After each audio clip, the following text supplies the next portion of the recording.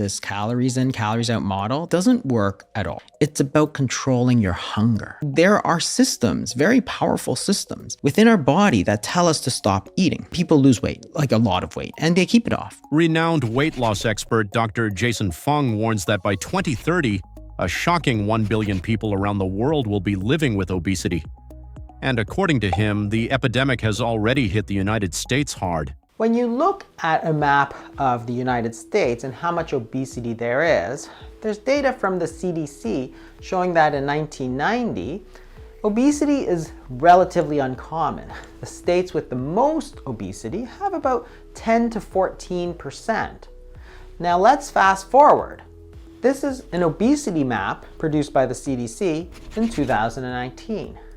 There's no states that are in the blue, which was the 10 to 14, which had the most obesity in 1990. The real issue is that people focus on what they eat and how they eat it, but they completely ignore their eating habits. They jump from one trendy diet to another, cut out carbs, or track every single calorie, hoping for a quick fix.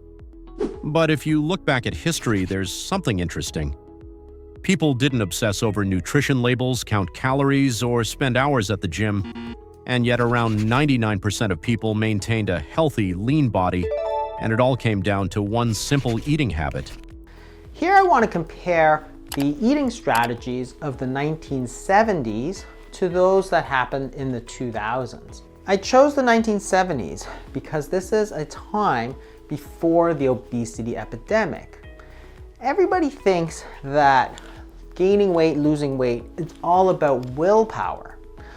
So do we really think that people just had more willpower in the 70s and somehow this was an epidemic of low willpower?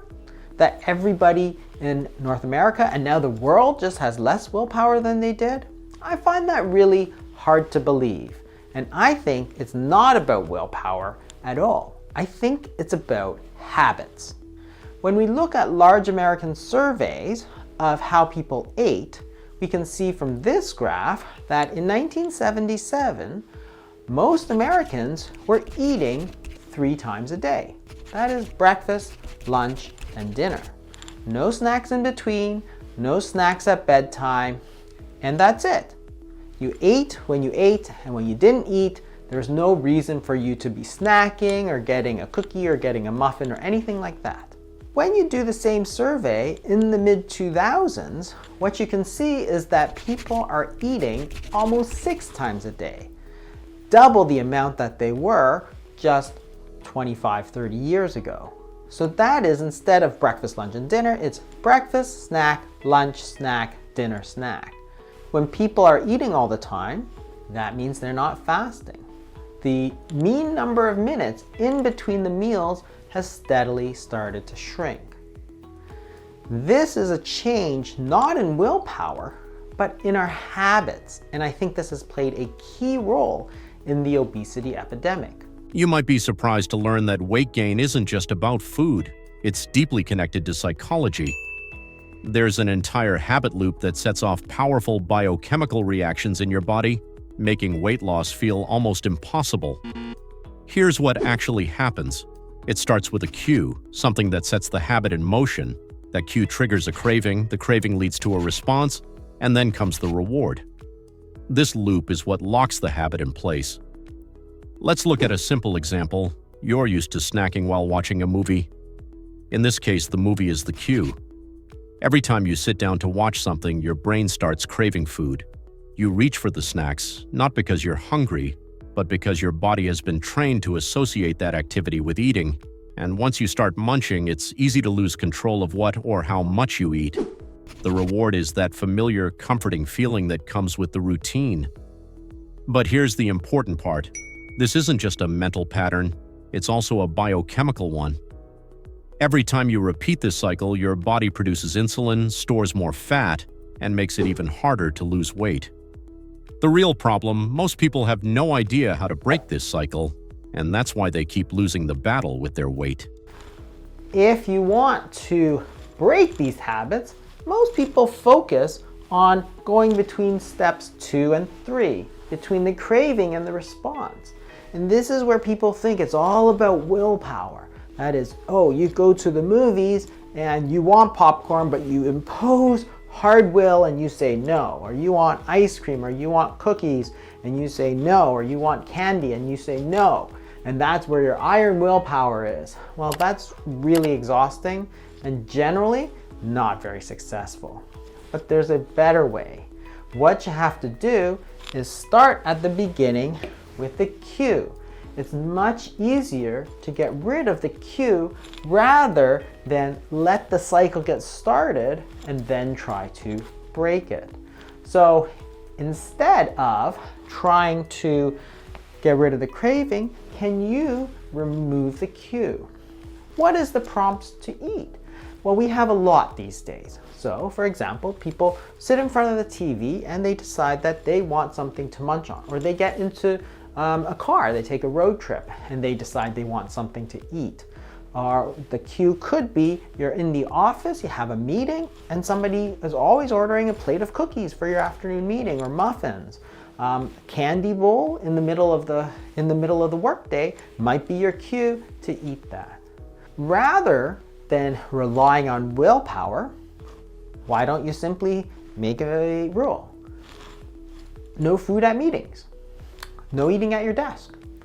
No candy bowls, because people are trying to lose weight and it's unfair for those people.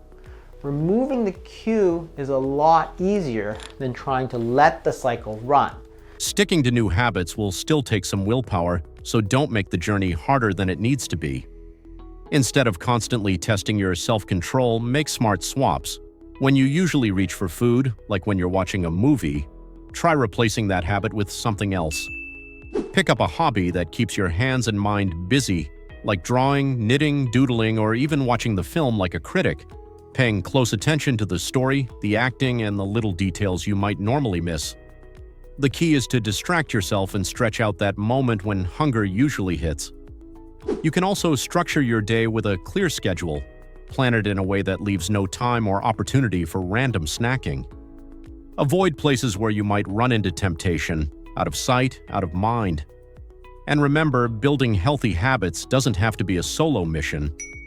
Having a friend, family member, or workout buddy on the same journey can make a huge difference. You can check in with each other, share wins, encourage one another during tough moments, or even turn it into a fun challenge or friendly competition. But here's the real truth. The toughest part will always be dealing with hunger. That's why choosing the right foods matters so much. Focus on eating meals that actually satisfy you and keep you full longer. When your body feels nourished and your stomach isn't constantly growling, it's much easier to stay in control and much harder for cravings to win. When you're hungry, you're going to be tempted by a lot more foods. So when you have things like chips and ice cream and cookies all around you, well, it's going to be very hard to resist them if you're hungry. So not during fasting, but on your regular days, make sure you eat enough. If you fill up with meat and vegetables, you're going to be less likely to want to eat chips after dinner because you're going to be full. It's just like your mother said. If you wanted a bedtime snack in the 1970s, she would have told you, no, you should have ate more at dinner time. And that's the key. If you are full, well, those things are suddenly not that appealing. Think of a time that you really ate a lot at a buffet or something like that. And that's, I think, part of the secret of how people in the 1970s effortlessly kept that weight off. Take a practical, sustainable approach to eating.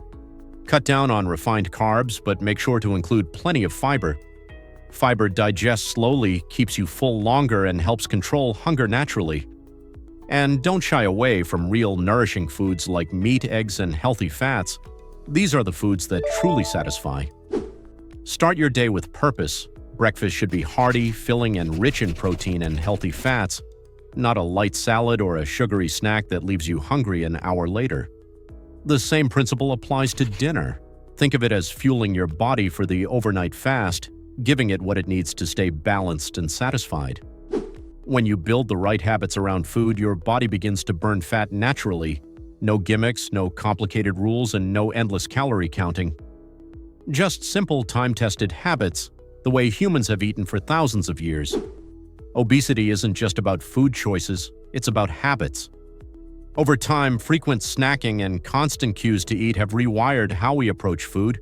But by removing triggers, focusing on real, satisfying meals, and building a consistent routine, you can break the habit loop and take back control of your weight naturally. Struggling to lose weight? Click the video to discover Dr. Jason Fung's smart fasting method to train your body to burn fat naturally without starving or exhausting yourself.